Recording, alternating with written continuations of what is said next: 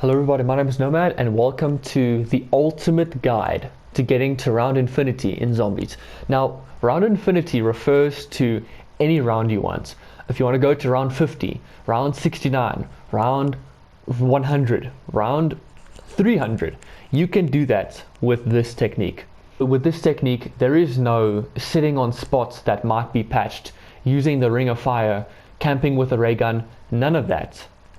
Basically what it boils down to is training. Training in zombies is basically the controlling of the movements of zombies. It dates back to very early in Call of Duty Zombies history, way back to basically the first Zombies game. Zombies run straight to you, but you are faster than them. So what you do is that you run in a particular way that the zombies running towards you both meet in the middle. And if you run enough zombies in a circle or in a particular pattern, then you can clump them up close enough so that they are very controllable.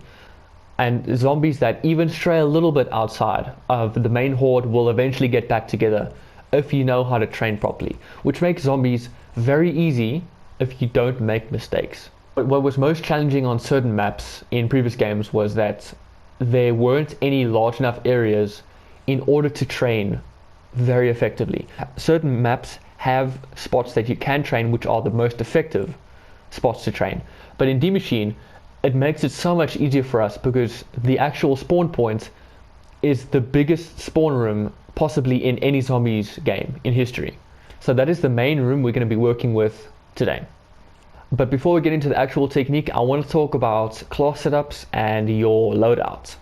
There are many weapons that you can use, but some weapons are better than others. A lot of weapons won't actually get you to high rounds because they are too weak. The strongest guns is arguably the M16 and the Gallo. I can't choose which gun is strong between these two, but I don't use the Gallo in my classes. Like I buy it off the wall. So for this, I won't have to worry about attachments, but for the M16, I do spawn in with this gun. The Gallo is just a good side weapon that you can have. You buy it. I don't think you can buy this, but if you can, then that's good. Other really good weapons are the Milano for an SMG.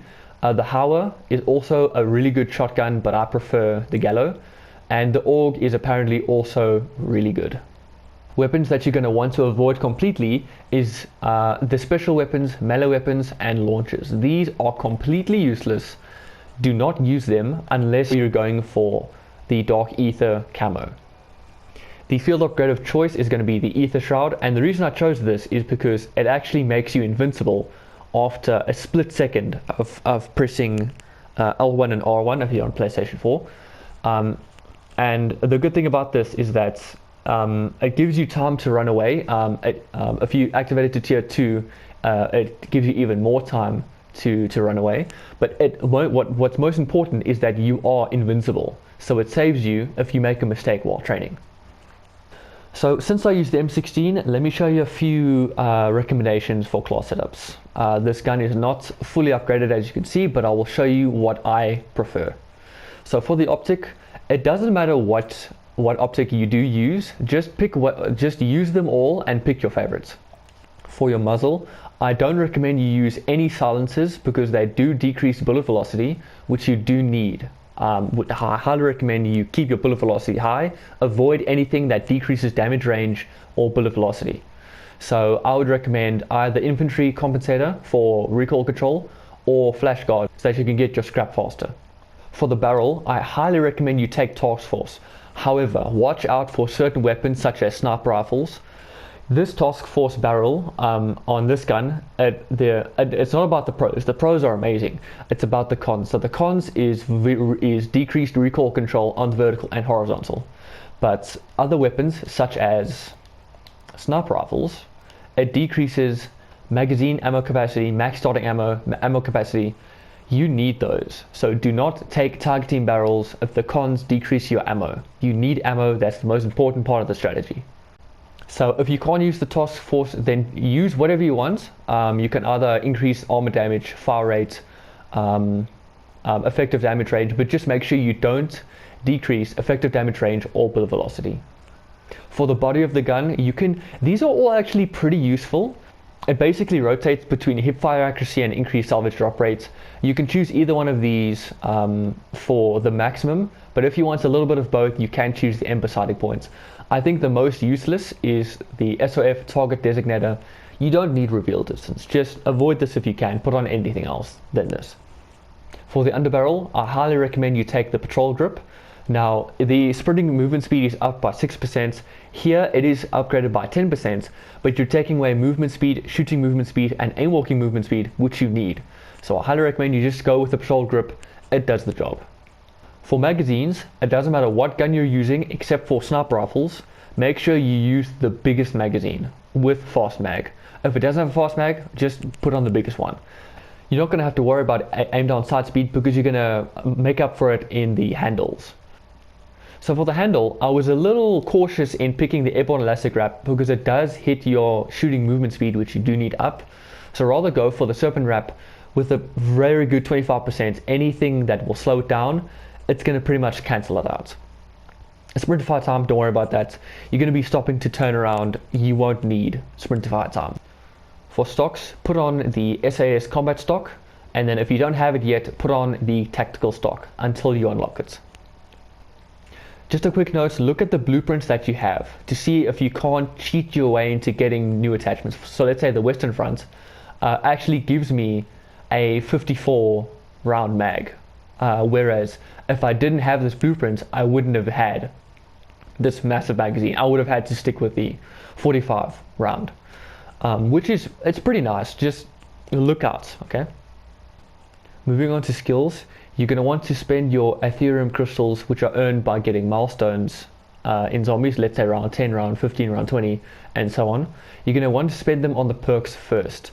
Most importantly, the Juggernog tier 3. So you first upgrade Juggernog to tier 3, then Quick Revive to tier 2, then Stamina Up to tier 3, and then upgrade the rest of them if you want to. You don't absolutely have to. Leave Elemental Pop because it's probably the most useless out of all of the perks. Next, you're going to want to go to your weapon classes, and then whatever gun you've chosen to use, let's say for example I choose the M16, I'm going to upgrade tactical rifles to tier 3. Let's say you want to use the shotgun, then you upgrade the shotguns to tier 3.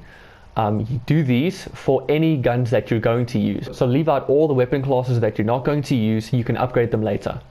For field upgrades, you don't have to upgrade the Ether Shroud, but you can if you want to. Also do this when you're done with the perks and weapon classes.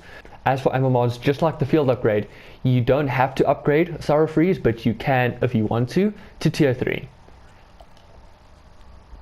Okay, so this is Spawn Room.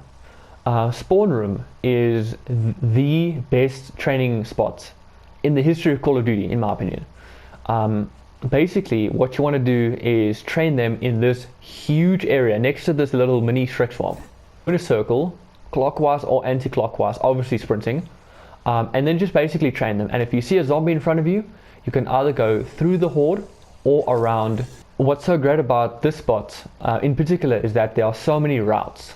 Now these routes are blocked off by these trees and that debris over there, so you can train through these trees, around the debris, around the tank is the most common spot that I use, and only for emergencies do I go into the actual power area. This will be open by the time the power is up, and then just basically train through the swamp, around past this ammo cache, past this door, either this side or around this tree. Just like this is all that you do. And if you see zombies, just either go around them or you go through them, or just another thing you can do is you can just turn around and keep going. This is basically the area that you're going to use. And if you're ever stuck, then you can go through any of these many paths to go around. You can even go through here if you want, just to lose them, and you can come around back through that area over there.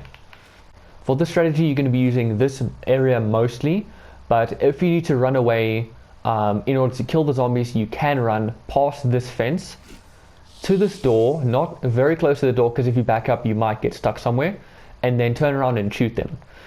Now once you finish shooting them, run out of ammo, or they get too close, you can come around here. There won't be any zombies crawling through here if they get close enough. Then you can continue training here. That is the technique that I use. Another really good training spot is to this entrance on the right next to the bedroom. You open this door for $1,000 and you're at the crash site. Now this, again, just like the spawn room, is huge, and this actually leads into the other good training spot there in that swamp area. These two areas are interleading and are probably the second and third best training spots again in history, because the area is just so massive. So if you're playing with friends or random people, then someone can train by the crash sites. I'm calling that the swamp, but it's called different. Someone can train by the swamp, and then someone can train in the spawn room. Everywhere else on the map is quite difficult to use, like inside the building it's pretty close quarters. Same as down here by the power, it's pretty small, so I don't recommend going to train in there. So here is an example of training. So you get zombies that are pretty bunched up together. All you have to do is keep your distance and choose the most open path that you can choose. So right here, I can choose between left or right, so there's a gap between these zombies, so I can go. Whether you want to weave through the zombies or not is up to you. Just be careful if there is a gap that you can't go through, such as that. Or here, there's obviously no space here. Just be careful. Obviously through experience, your reflexes will get faster, and you will realize what is possible and what is not possible. Like there, I wanted to go inside. So with experience, you will be able to take the most absurd lines and paths possible. Eventually, like a seasoned veteran that I could call myself, someone who's been playing zombies a long time, who's been training zombies a long time, can see these spots and execute them like that. With the knowledge of how to train, all you have to do is just practice training zombies. Eventually, the horde will get much bigger than this. This is just round 5. But then eventually, once you kill the zombies, so you go to this spot, you turn around, you shoot them all, they will die. But eventually, past round 12 or 15, round about in the 10s, once you kill zombies in the horde, more will come out. So you'll constantly be training in this area. So once you finish shooting them there, let's say they even come around there, what you do is you come all the way around, even if there's no space here, you go around into this swamp area, and then you keep training. Just like you did in the beginning, you train. You can actually go a zigzag like this. Here's another technique. You can zigzag if you're really out of space. Then you can zigzag, and eventually you'll see that all the zombies will get clumped together. Then you can go all the way back. You can even go up the stairs if you want, and shoot them. This is the cycle that you go. You shoot them, you go around, you train them in any manner that you feel comfortable with. If you're a beginner, take wide circles. Go turn around, take wide circles until you're confident enough to go extremely close to them like this. You will get hit a few times, but you won't die if you have Juggernaut or something. But eventually you will get better at training. Doing these things and taking the absolutely absurd gaps that I'm taking right now teaches you about what is and what is not possible. See, like there, I got stuck. But doing this, you will learn and you will experience training in zombies. And you know what's best about this technique? You can use it in any Call of Duty. Obviously, it's going to be more difficult in other games because the map isn't as massive as this. But if you get better at this, go to a game like Black Ops 4, Black Ops 3, even World War II and Infinite Warfare. Even if you have all the Call of Duties, go to those games and try it. Try training with any gun you want. It will work, and it does work. This technique is one of the oldest, and it can be used on any Call of Duty. That's why I'm the most proficient at it. And for this game, I wanted to test if it was possible, because I tried to do it with the Mac 10. I did it with the Mac 10, and that gun was actually too weak for it. So you can't do it with any weapon. You have to use a gun that is strong enough. I will put timestamps in the description below if you want to go back to any parts that you forgot or you want to re-look at. If you want to go straight to the weapon classes, if you want to go straight to the technique, I have everything here for you. Just use this technique, practice training, because it will make you a better zombies player.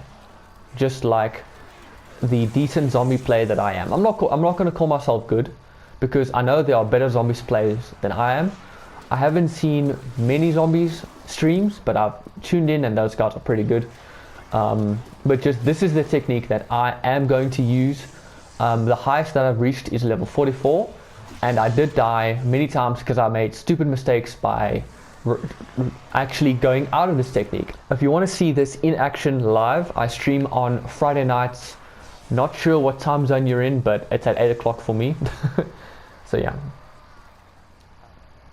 Okay, so that has been it for this zombies tutorial. Thank you everyone for watching. If you have any tips or advice of your own, please write it down in the comments below. It will help me and it will help everyone watching this video. We're all in this together and we're all going to reach around 5 million. So that's pretty much it. Thank you for watching, and until next time, bye bye. The AUG is such an interesting weapon. In this game, it's a tactical rifle. In Modern Warfare, it's an SMG, and in Rainbow Six Siege and CSGO, it's an assault rifle.